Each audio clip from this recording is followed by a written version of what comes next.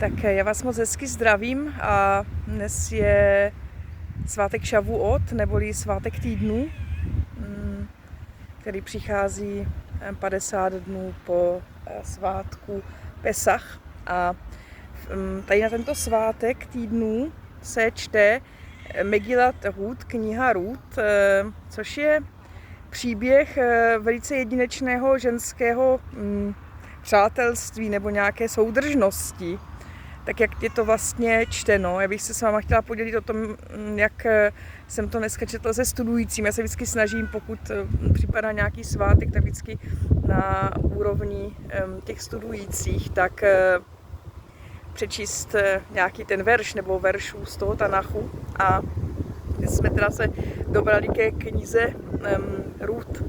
A tam je ta pasáž, jak ve zkratce přichází z Judska rodina, protože tam je hlad, a přichází do polí moábských a tam vlastně zemře ten muž, a takže se synové ožení, vezmou si místní ženy, moabitky, a i ti muži poté zemřou, ti synové té Naomi, a teď tam zbydou ty snachy, že, a to je Ruta Orpa.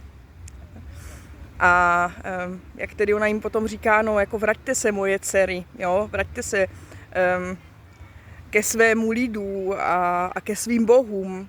A potom ta Orpa tu Naomi políbí a Naomi chce se vrátit domů, protože už je tam ten hlad není.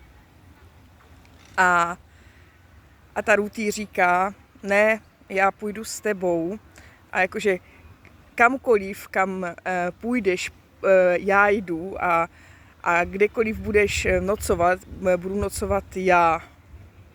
A taky, jo, tam, kde umřeš, umřu i já. A potom je tam také tvůj lid bude můj lid a tvůj Bůh bude můj Bůh. Já jsem si tak říkala, jakože jestli vlastně to není výrazem nejvyšší loajality. Buďme loajální.